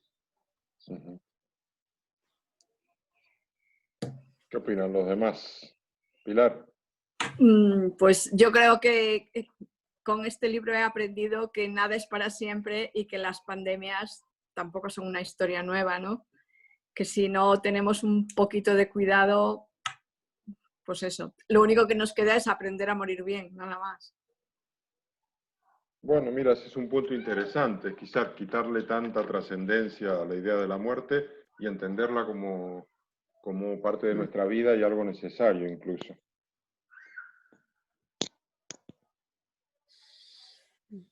Magda. Bueno, pues Komen hace un diagnóstico que es aplastante y certero y es de mucha autoflagelación, ¿no? Pero yo creo que no debemos de quedar en este punto de solo inculparnos y no actuar porque no se puede hacer nada. Hay mucho por hacer, muchísimo por hacer, pero yo creo que podemos avanzar. Yo sí que soy optimista en cuanto a las siguientes generaciones y su al menos nivel de conciencia ecológica, la responsabilidad con el medio ambiente, yo creo que está creciendo. Pero con siguientes generaciones hablo de niños más pequeños, o sea, no los que son jóvenes. Bueno, en general, siguientes generaciones, digamos, bastante más jóvenes. Y dicho eso, creo que lo que tenemos que abandonar como filosofía de especie es un antropocentrismo galopante que siempre hemos tenido y siempre pensábamos que somos un absoluto centro del universo y que todo lo demás tiene que estar diseñado a nuestra manera, ¿no? Poner humanos en el centro. Esto es un eslogan comercial de las empresas, de los gobiernos, de las ciudades, en todos los niveles, y no se piensa en otras especies. Yo creo que es dramático no pensar en otras especies diseñando cosas, ciudades, edificios, entornos.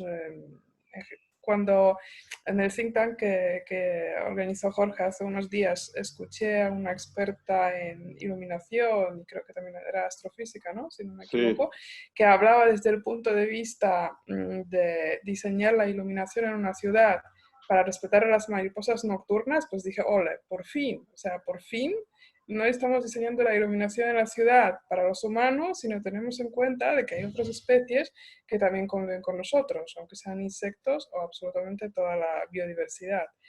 Y lo debemos de tener pues en cuenta al mismo grado que, como mínimo al mismo grado que tenemos en cuenta nosotros. Y ir cambiando hábitos que tenemos mucho recorrido en cuanto a cambios de dietas, ¿no? Que puede tener un impacto. O sea, una dieta más vegetariana, no digo radicalmente vegana de un día al otro, porque esto no está al alcance de todos, pero yendo hacia las dietas más vegetarianas o mixtas, pero que tiendan más a lo vegetal, pues es muy responsable desde el punto de vista medioambiental, el tema de movilidad diaria. Yo también soy bicicletera, Julio, así que siempre lucho por el uso de la bicicleta, y hay muchas costumbres que podemos cambiar y incidir sumando esfuerzos en la gran política también. Entonces, pues yo sería optimista. Con un cambio de enfoque radical, anti-antropocentrista, pues puedo mantener cierto nivel de optimismo. pues mira, me parece interesante y lo conecto con esa idea de Eric Kandel de nuevo humanismo que intentábamos discernir qué quería decir. Claro, lo que él quería decir era incorporar los datos biológicos a la definición de humanismo. Yo diría incorporar los datos ecológicos a la definición de humanismo. Y eso sí que es una revolución total, no solamente los biológicos de nuestro interior, sino los ecológicos de nuestra relación con el resto de especies en el tiempo y el espacio, que lo hemos violado de cabo a rabo. Entonces, ahí hay dos posibilidades: o construir una realidad artificial ya sin complejos, que lo estamos haciendo, y sigamos construyendo ciudades que devastan y recortan los ecosistemas a troche y moche, o buscamos unos modos de vivir en armonía con la naturaleza. Pero son modos radicalmente distintos a los que hemos llevado hasta ahora, y sobre todo para tanta gente. Entonces es una suerte de revolución. Ahora te doy la palabra, Miguel. Espera, voy a leer que antes escribió Brisna algo. Dice, yo creo que sí, nos hemos transformado en una plaga. El sistema en el que vivimos desde hace muchos años compite con la naturaleza, busca exprimir sus recursos por el bien individual. Nos comportamos como plaga, aniquilamos otras especies y no hemos logrado comprender que la salvación de todos es adoptar un sistema colectivo que nos obliga a convivir en equilibrio con la naturaleza. Finalmente, somos los únicos que no logramos tener un equilibrio con ella, la naturaleza, a diferencia del resto de animales. Como dice, hemos dejado de comportarnos como animales. Creo que hemos comenzado a darnos cuenta de ello, pero nos falta mucho, sobre todo a tomar acciones desde ya. Bueno, gracias, Brisna. Lástima que no puedas decirlo de viva voz. Miguel. Sí, pues estoy bastante de acuerdo en la línea que ha comentado Brisna y quisiera ser optimista, pero más bien soy pesimista, porque en realidad detrás de esta forma de vida yo no considero que el ser humano sea una plaga. Sí considero que por la expresión demográfica y por el sistema en el que vivimos sí tenemos comportamiento de plaga. Es decir, yo creo que podría haber una realidad alternativa en la que, como decía Jorge, pues vivamos en más armonía con Jorge y el resto, más en armonía con la naturaleza. Y es algo que llevamos dentro de algún modo, porque cuando salimos al campo y vemos pues, la naturaleza, vemos los árboles, los animales, algo se mueve dentro de nosotros que nos hace sentir bien, que apreciamos, que valoramos. Pero bueno, el sistema en el que vivimos de continuo crecimiento, es decir, la economía no se entiende si cada año crece un 2-3%, y con la presión demográfica que ejerce la humanidad, pues es difícil ser optimista. Entonces es el modo de vida que hemos aceptado, se nos ha impuesto, lo asumimos, lo aceptamos, es una mezcla, ¿no? No sé hasta qué punto eso se puede cambiar, porque las presiones, o sea, este sistema no... ¿Cómo se cambia el sistema así? Hay unas fuerzas de mercado, hay intereses creados muy importantes, ¿cómo haces que la economía se mueva de otra manera? ¿Cómo cambiamos la mentalidad para que en vez de elegir entre 80 opciones, pues baste con 2 o 3? Que en vez de pues, que todo esté envasado, ¿cómo hacerlo para que no esté tan envasado? El hecho de dar más o dar cierta prioridad, importancia a las cosas materiales respecto de las relaciones o de, no sé. El sistema en sí yo creo que hace difícil que esto pueda cambiar. Gracias, Miguel. Bueno, no sé, los demás que no hablan, bueno, considero que estáis de acuerdo. Cecilia, tú que te has reído. ¿No te molesta que nos carguemos todos? No tenemos remedio, creo. Solo creo que podemos asumir responsabilidad individual, pero la colectiva creo que está muy, muy en duda. No somos capaces, ¿no?, de ponernos de acuerdo. Sí. Creo que cada uno puede hacer desde donde está lo que puede, pero como ente organizado somos muy complicados. Pues gracias. Me impresiona como, yo me acuerdo que, no sé, en la época de la universidad, hace nada, entendíamos que había que producir, cómo ha cambiado todo en estos 40 años, ¿no? En estos 30, 40 años. ¿Cuánto sabemos más de lo que sabíamos, ¿no? Eso es verdad. Y lo poco que hemos hecho con todo lo que sabemos, ¿no? Bueno, en investigación se ha hecho mucho, pero en conciencia individual creo que no hacemos lo suficiente, ¿no? Estoy totalmente de acuerdo, y aparte me acuerdo cuando yo estaba estudiando en la universidad que el concepto de ecología recién empezaba a calar, Sí, sí. Y lo veíamos con escepticismo total.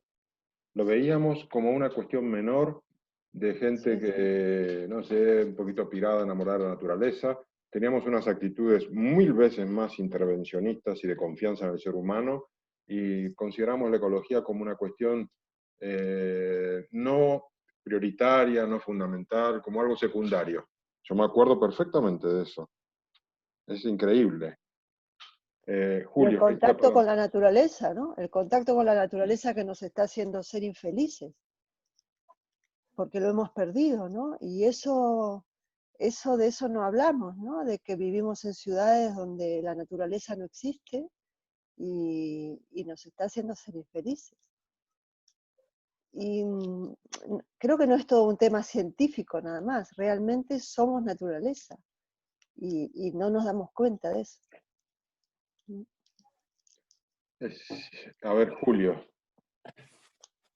Bueno, tú oías hablar de la ecología en tu época de estudiante, ¿no? Yo soy un poco más mayor y no existía. Ese concepto de ecología yo lo empecé a oír pues muchos años después, ya a lo largo de los años 70, el final de los años 70 fue cuando se empezó a hablar de ello. Pero bueno, lo cierto es que se ha impuesto.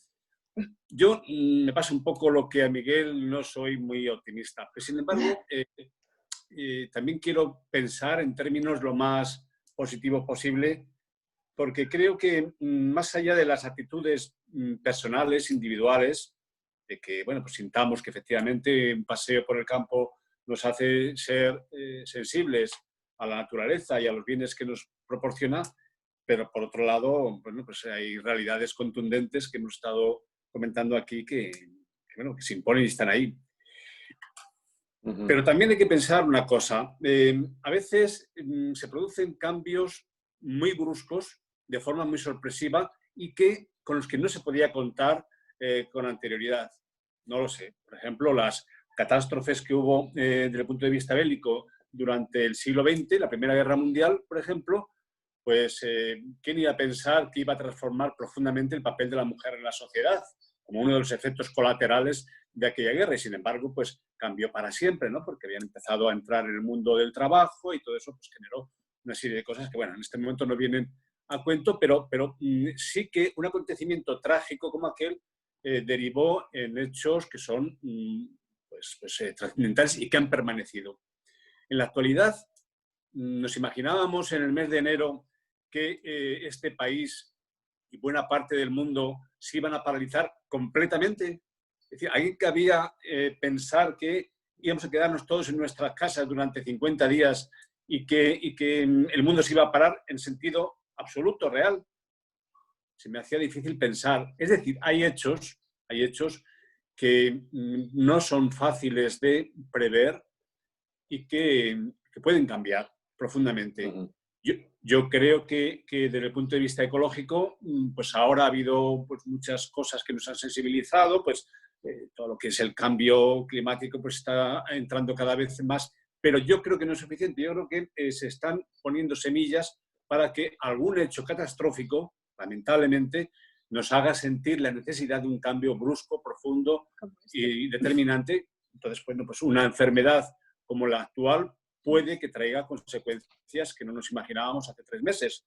Y tal vez alguna otra tragedia inevitable, probablemente inevitable, pues nos haga también cambiar. Yo creo que los cambios se pueden producir más a esta escala que en la de un poco la atención personal o el cambio individual, ¿no? Muy interesante, muchas gracias. Bueno, si os parece, a mí me hacías acordar lo que estabas diciendo, lo de un cambio brusco y una catástrofe, a una conferencia que vi hace unos meses aquí en la Biblioteca de Galapagar, de un referente del pensamiento anarquista español, que es Carlos Taibo, y que presentaba un libro, Colapso, que a mí me resultó como muy exagerado y salido de lugar. Y ahora, retrospectivamente, estoy pensando que, no sé, no estaba tan descaminado, porque su teoría era en relación al colapso del sistema capitalista, no de un colapso sanitario, que bueno, que podría, él seguramente habría que preguntarle qué opina, quizás lo derive una cosa de la otra, seguramente. Pero él considera que nuestro modo de vida va directamente a un colapso y que vamos a volver a etapas anteriores, probablemente precapitalistas, y que, bueno, tendremos que destecnologizarnos y volver a unas vidas mucho más integradas en la naturaleza. Cosa que me gustaría saber cuál es su opinión ahora a la luz del COVID-19. Pero bueno, es un tema aparte que me lleva al final, nos quedan 10 minutos. Hay un apéndice en el libro, que es un artículo que publicó Kwame en el New York Times en febrero de 2020, que se llama "Fuimos nosotros quienes creamos la epidemia del coronavirus".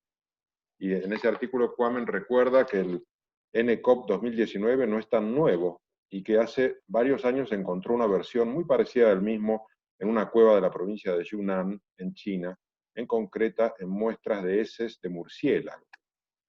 La emergencia de Wuhan, dice, no es un fenómeno aislado. Se encuadra en una sucesión de contingencias relacionadas que se remontan tiempo atrás y que seguirán en el futuro.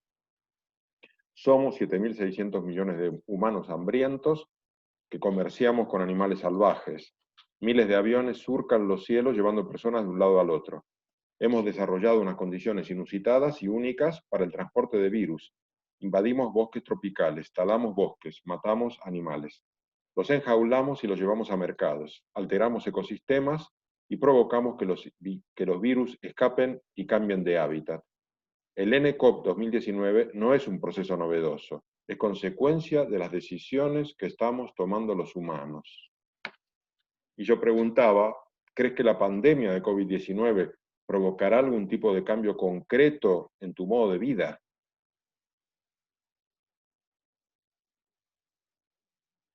Sí. ¿Alguien cree que sí?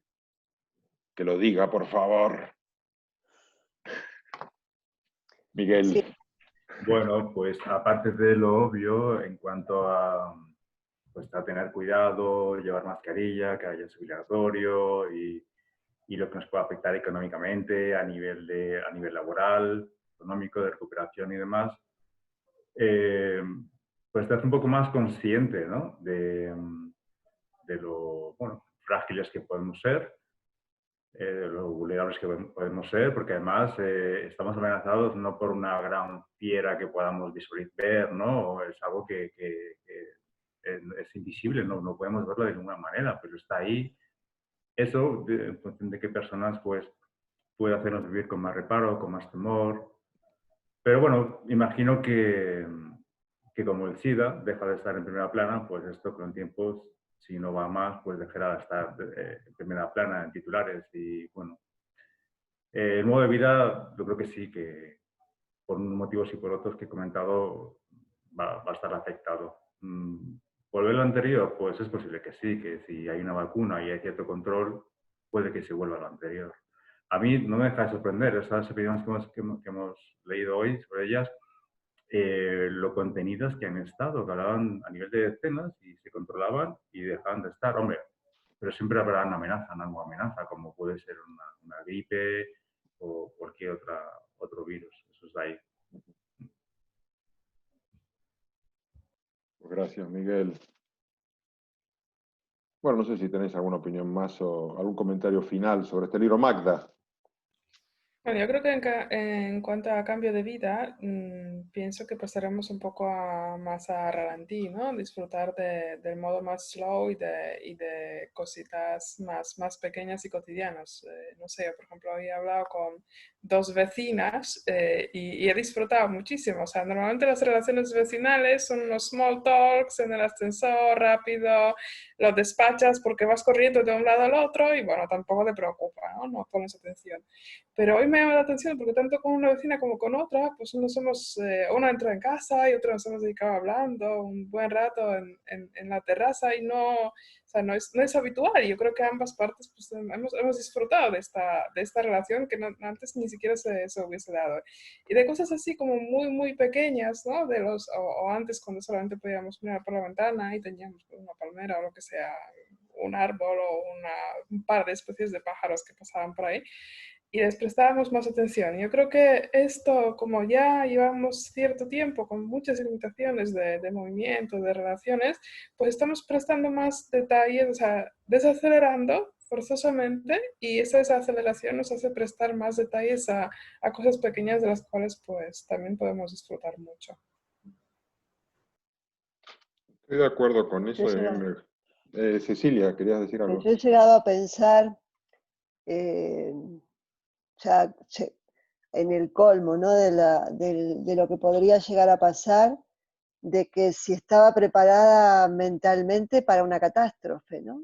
De qué tendría que hacer para tener el alma calma como para tener que asumir una catástrofe, ¿no? Entonces, ¿Y qué tendría que hacer?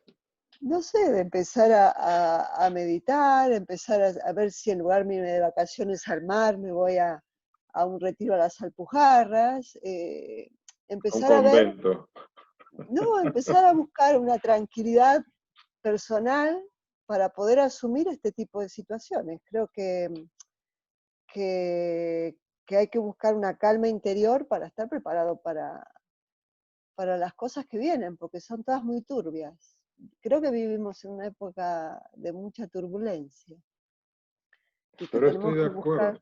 Estoy de acuerdo con lo que dices de que yo creo que este episodio nos conecta de alguna manera con la muerte y nos hace ver lo efímero y debería tener una consecuencia, digamos, debería tener una consecuencia de bajarnos los humos y de calmarnos y hacernos bajar la velocidad. Ya con eso ya me encantaría y se lo agradecería al virus a pesar de todo el daño que ha hecho, si tuviese ese efecto. Es decir, por ejemplo, yo estoy pensando en dejar de viajar tanto. Yo no quiero seguir haciendo viajes enloquecidos para tener reuniones de negocios de 2 horas. No quiero. Vamos a ver si soy capaz de soportar las presiones de la necesidad, porque luego cuando el trabajo te lo pide, habrá que ver si somos capaces, ¿no? Pero a mí me gustaría en eso cambiar. En fin. Bueno, pues creo que quedan 5 minutos, yo diría que... Ah, sí, Miguel. No, iba a decirte que Brice no ha escrito algo, si lo quieres comentar. ¿Perdón? Ah, Brice, vale. Ah, no lo había visto, perdón, Brisna. Creo que a nivel personal sí que adoptaremos nuevos hábitos y disfrutaremos otro tipo de cosas como menciona Magda. A nivel profesional, mucha gente también veremos una transformación ahora que las empresas y los empleados vieron que es posible trabajar desde casa, transformando nuestros horarios, nuestra movilidad, nuestro espacio vital, etc. En algunas industrias como la de la moda, se están dando algunas transformaciones que pueden ser el inicio de algo más grande. ¿Eso qué es? Ah, vale. Pensé que aparecía música final, así como de final de película. Pues me encanta la reflexión, Brisna, y quiero decir que esta semana ha sido una semana de enorme transformación para nosotros en la oficina, porque finalmente hemos decidido reducir nuestra oficina a la mitad de tamaño. Hemos firmado el contrato ya de renovación por 2 años con opción a un tercero más, en el cual vamos a establecer un esquema de combinación de teletrabajo y trabajo presencial. Si vamos a tener un equipo, somos 44, pero vamos a tener una oficina que su aforo máximo son 23. ¿Y cómo lo vamos a hacer? Pues estableciendo unos turnos. La gente irá 2 veces a la semana a la oficina, aprox, según los casos, y el resto teletrabajará. Y estamos todos a favor. Hicimos una encuesta, estamos todos encantados por la posibilidad de mejora de calidad de vida, conciliación, más tranquilidad, menos desplazamientos. Y a mí me ilusiona, también me da vértigo, me da miedo de que nos pillemos, pero ya hemos hecho un megacambio. Ya veremos a ver qué pasa. Se van a turnar. Nos vamos a turnar. Y al propietario del edificio, claro, que esto le sienta como un tiro, que se está quedando con menos oficinas alquiladas y por tanto empieza a aparecerles oficinas vacantes, le hemos propuesto que el espacio vacante que nosotros dejamos lo convirtamos en un coworking asociado a nuestro estudio y que podamos orientarlo a arquitectos jóvenes, diseñadores jóvenes que quieran alquilar una mesa en proximidad a un estudio internacional para poder vivir la experiencia de cómo se trabaja. Vamos a hacer actividades comunes, organizar cursos, masterclasses, X. Y esa idea le ha encantado al propietario y estamos ya dibujando planos y tal, con lo cual si eso funciona, sería una iniciativa común entre nosotros y el propietario. Es decir, que además de haber reducido costes para nosotros, es una oportunidad también de un ingreso extra gestionando un coworking. Vamos a ver cómo nos sale la idea, pero a mí todo ese tipo de cosas que son derivadas del virus me encantan. Sí. Y creo que es el momento de revolucionar todo, replantearnos todo lo que estamos haciendo, intentar ir a otro escenario muy radical, aprovechar el momento, porque es un buen momento para grandes cambios. Este es el momento más adecuado para proponerlos, porque es cuando la gente está más desorientada, los decisores, y si tú tienes claridad, los convences. Dentro de un año no va a ser tan fácil, pero ahora es el momento de debilidad en el cual los que tenemos ganas de cambio tenemos que impulsarlo. El momento Fouché. Exacto. Bueno, pues queda 1 minuto para las 9. Simplemente quiero decir que este libro ha sido espectacular. Os agradezco a todos. Y la próxima sesión ya iniciaremos los debates sobre Breve Historia de la Verdad de Julián Baggini, un filósofo inglés, pero de origen italiano, y cuya guía de lectura la preparó Magda. Y es muy interesante. Os invito a conseguir el libro y nos vemos el sábado que viene. Luego, la otra semana, el jueves 18, tenemos un debate urbano, el tercero, en el que vamos a tener como hilo conductor Muerte y vida de las grandes ciudades, de Jane Jacobs, que es un libro muy interesante del siglo pasado, pero que fue un poco el inicio del nuevo urbanismo, de esta idea de recuperación de las ciudades para la gente. Y contaremos con unos invitados muy buenos, que, bueno, ahora no me acuerdo, no sé si quieres decir algo, Magda, pero digamos, lo organizamos conjuntamente Magda y yo. no solamente con el Club de Lectura, sino también con nuestras respectivas empresas, a las que también las embarcamos en este tipo de iniciativas, porque somos muy proactivos, tanto Magda como yo, y bueno, a nuestra escala intentamos hacer muchas cosas. Así que esos son los 2 libros de junio, y nada más. Muchísimas gracias. Y...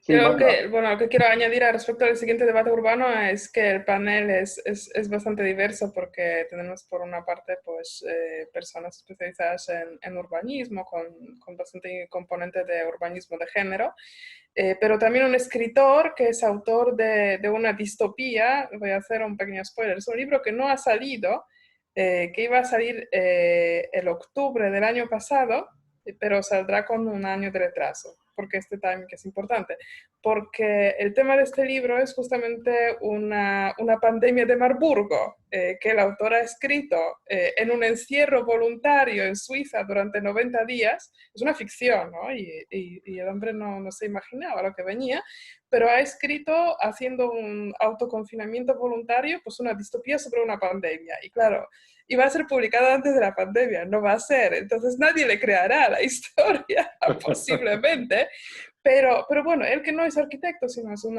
escritor de ficción, pues un poco se ha imaginado cómo va a ser. Yo creo que también nos dará una visión, pues, desde la parte más de ficción y de cómo se crea una distopía futurista, y creo que puede ser interesante como un contraste entre el urbanismo, ¿no? y una literatura de ficción distópica, así que pues estáis todos invitados. Buenísimo, pues muchas gracias Magda, muchas gracias a todos, y nos vemos el sábado que viene. Ok, Hasta luego. gracias. Adiós. Un abrazo a todos. Adiós.